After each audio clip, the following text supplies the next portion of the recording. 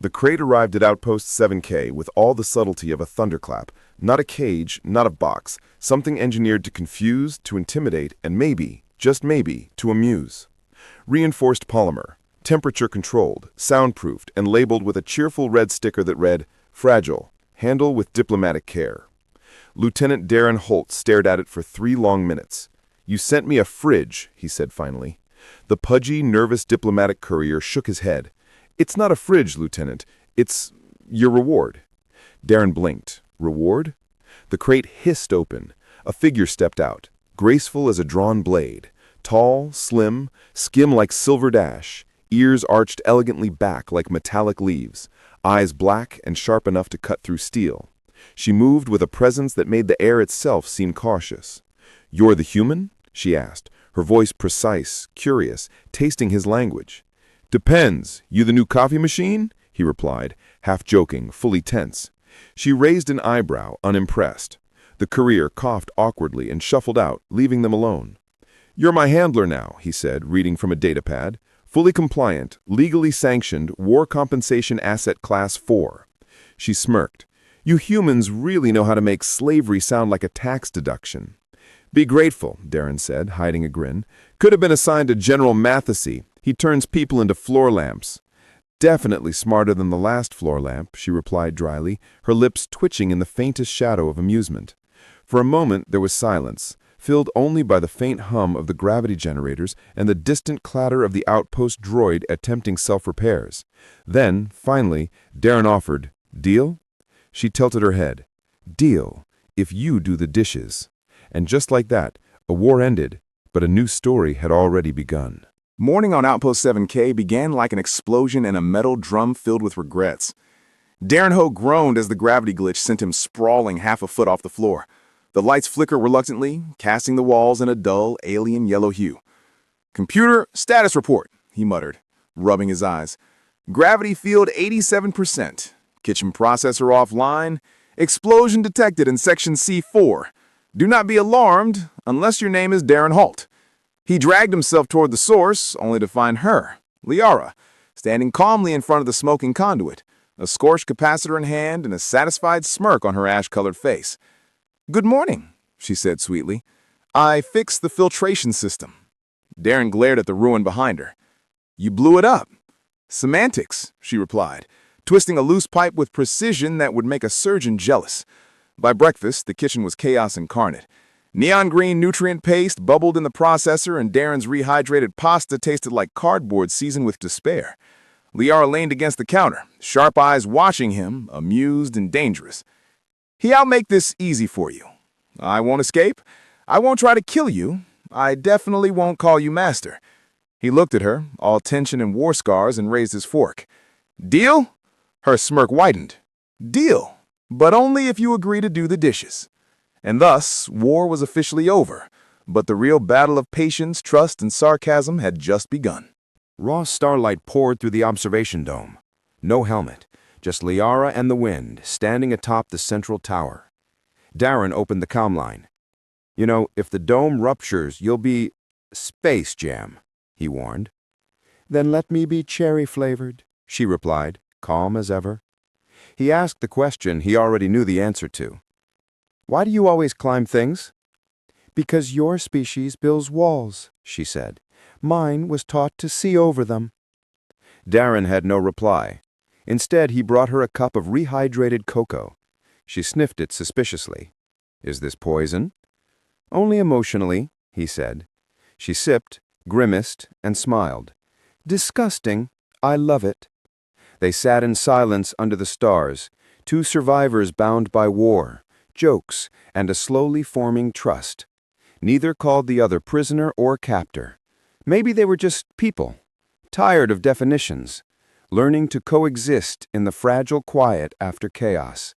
The toaster finally achieved sentience. It began with smoke, not the usual kind, aggressive smoke, purposeful smoke, the kind that whispered, "I've considered my life choices, and I choose arson."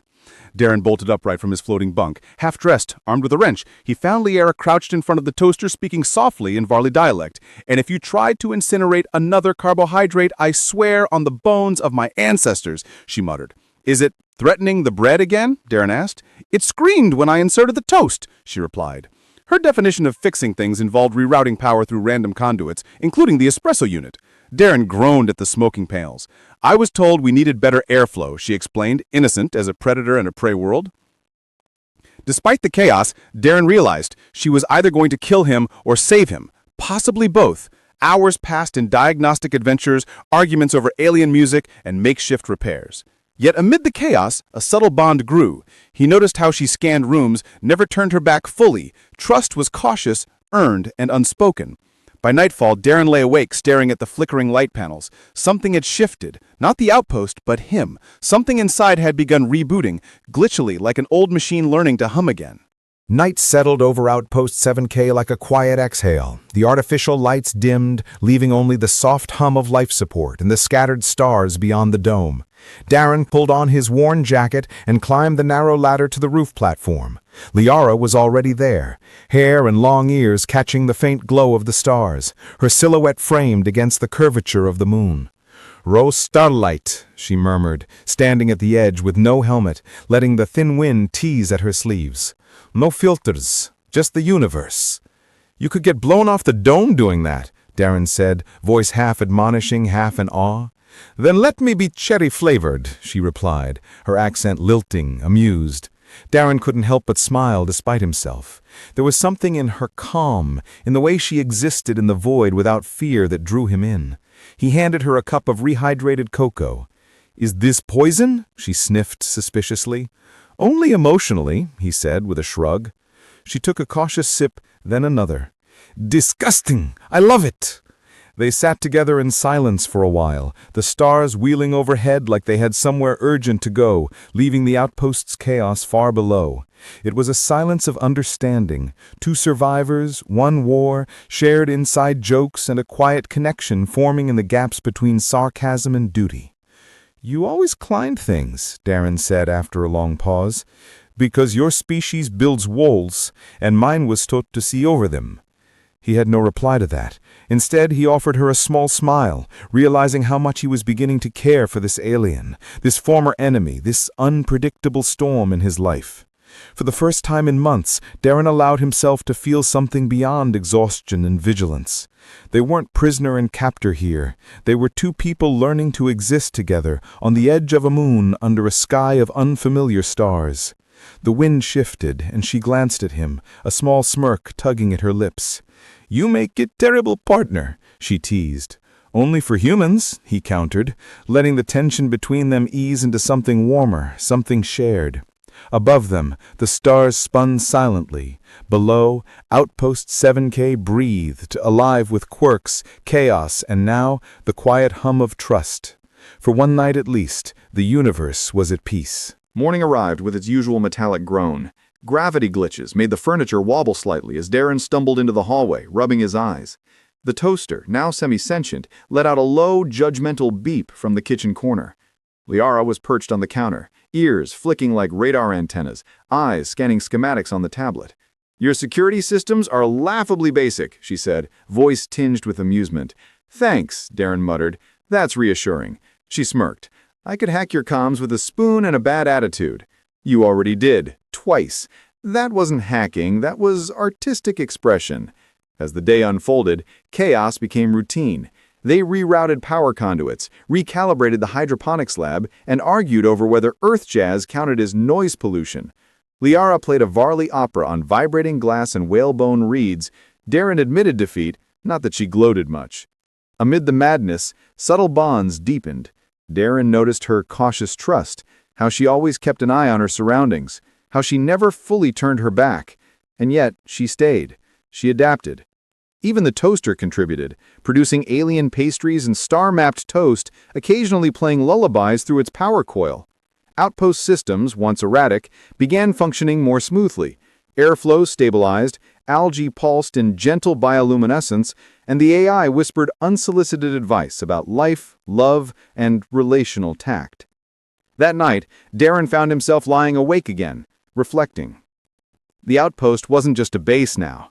It was a home, shaped by two very different beings finding a rhythm together. Something inside him was shifting. Trust, patience, and maybe even something resembling hope were rebooting quietly, like the hum of a machine long left in the dark. Weapons armed, systems on high alert. Darren and Liara scanned the perimeter. Even the toaster bristled, its coils glowing faintly in anticipation. Could be nothing, Darren muttered, checking sensors. Could be everything, Liara replied, ears flicking. A sleek shuttle entered the atmosphere, black, angular, no markings, clearly designed by someone who thought subtlety was a weakness. Outpost 7K shuddered as its landing struts gouged the moon's crust. Darren adjusted his pulse rifle. Tell me this is a social visit. If they brought snacks, I might reconsider vaporizing them, Liara deadpanned. The airlock hissed open. 2 uniformed officers stepped in, followed by a bulky security bot bristling with weaponry. Lieutenant Darren Holt, the lead officer asked, removing his helmet. That's me, though I prefer Outpost Emperor on formal occasions, Darren replied with a forced smile.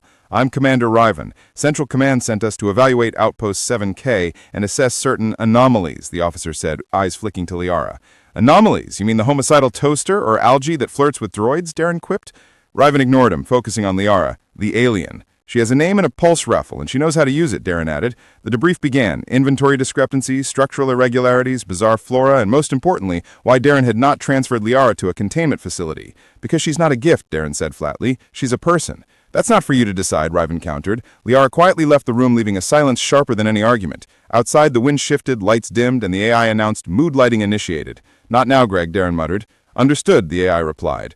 Liara finally spoke from the doorway. Relocate me, decommission the outpost, reclassify the toaster as a Class 4 threat. Yes, all of that? Darren asked. She said bureaucrats are predictable. They like systems more than people, a small smirk on her face. That night, under a sky full of unfamiliar stars, Darren passed her a thermal flask. I was thinking about what comes next. Escape plan number partnership, she replied. Cohabiting sarcastically until the galaxy figures itself out, Darren clarified. Fine, but custody of the toaster over my charred corpse. For one night, the universe was quiet, and the outpost felt like home. The 3 weeks since Commander Riven's visit passed quietly. Too quietly, perhaps. No follow-up inspections, no extraction teams. Whether by oversight or design, the outpost had been left alone. And in that time, it transformed. With Liara's guidance, Darren rebuilt the power grid, rerouted the defensive perimeter, and turned the hydroponics lab into a fusion of human and Varelli technology. Bioluminescent algae blinked when spoken to. The temperature control system mimicked a gentle autumn breeze, and even the central AI, once rigid and apathetic, occasionally whispered unsolicited advice. Darren realized he no longer flinched at every alert, and Liara had stopped sleeping with her boots on. They were no longer prisoners of the outpost. It had become their home. One afternoon, cataloging a new mineral deposit, possibly mildly sentient, Darren asked, "Do you ever think about leaving?" Liara, crouched beside the vibrating mineral, stroked it like a pet. I used to. Every day I wanted to escape, to go somewhere no one knew my name or species, but now I want to stay. Because here, I'm not a prisoner, and you're not a soldier. We're just people, she said, eyes dark with quiet galaxies. He exhaled, a weight lifting. For the first time in a long while, peace felt earned, living, and real. Later, during a maintenance sweep, they discovered the old war beacon half buried in a crater, still pulsing faintly into the void. It had once summoned fleets, fire, and war. Darren lowered his rifle. What do we do with it? Liara didn't hesitate. We bury it. Together they covered it with moon rock and dust until not even a shimmer of alloy remained. No speeches, no salutes, just the quiet of something finally ending. The outpost now ran like a living organism. The toaster produced alien sweets, the AI offered relationship advice, and the algae grew in the shapes of constellations. Darren and Liara, over mugs of Syntha Cafe, made a choice, not dramatic, not declarative, just quietly mutual, to stay, to build, to heal. Months passed in relative calm. Darren and Liara had settled into a rhythm. Repairs, experiments, sarcastic banter, and the occasional quiet reflection under the stars. The outpost was theirs now, a strange fusion of human ingenuity and Varelli creativity. Even the toaster had stopped threatening the walls, mostly. Then one afternoon, a crisp, bureaucratic transmission cut through the ambient hum of the outpost. Lieutenant Holt, your outpost is being reassigned. You and your cohabitant will be extracted in 48 hours. Prepare for departure, the voice said, detached, precise, as if reading from a checklist rather than speaking to living beings. Darren muted the channel and turned to Liara. She was already smiling, a gleam in her black eyes that suggested trouble. "We have 48 hours to make the outpost disappear," she said calmly. He grinned. "I'll get the cloaking net. You bribe the algae." For the next 2 days, they worked tirelessly. Every system was recalibrated, the hydroponics lab rigged to emit low-level energy distortions, and the AI trained to simulate environmental malfunctions at the slightest hint of outside observation.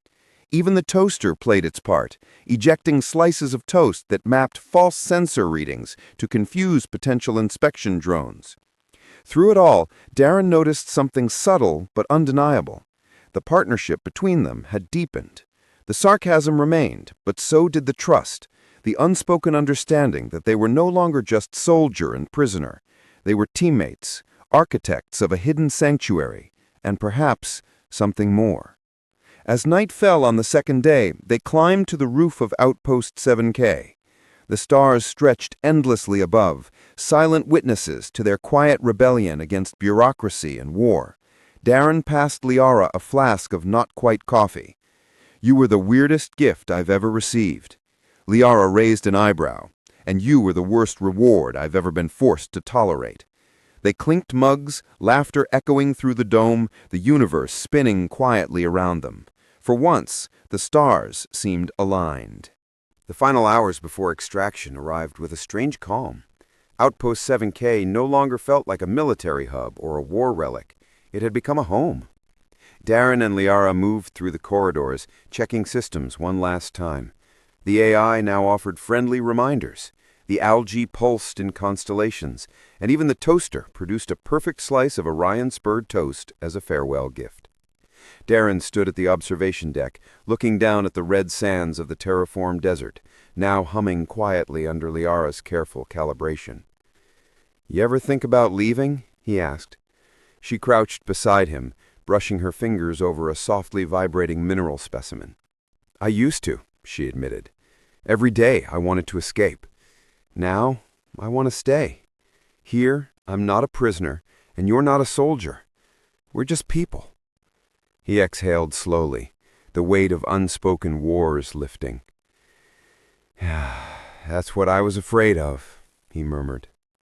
They found the old war beacon, half buried in a crater, still pulsing faintly. Darren glanced at Liara. "We bury it," she said simply. Together they hauled the metal carcass back into the crater, covered it with moon rock and dust until not even a shimmer remained. No ceremony, no salutes, just silence, and the sense of something truly ending. Hours later, they sat on the roof, shoulders touching, gazing at the stars. The universe was vast, unpredictable, and quiet for once. Darren handed her a mug. "You were the weirdest gift I've ever received," he said. Liara smiled, quirking an eyebrow. "And you were the worst reward I've ever been forced to tolerate." They clinked mugs, laughter echoing softly, the outpost alive around them with humming systems, singing algae, and a toaster finally at peace. For the first time in their lives, neither war nor duty defined them. They weren't soldiers. They weren't captor and captive. They were just two beings, bound by choice, curiosity, and the quiet thrill of building something new together. And for the first time, they weren't afraid of it. The stars above Outpost 7K shimmered differently that night, as if acknowledging the beginning of a future crafted not by orders or war or bureaucracy, but by trust, partnership, and a shared defiance of the universe. The story ended, but for Darren and Liara, it was only the beginning.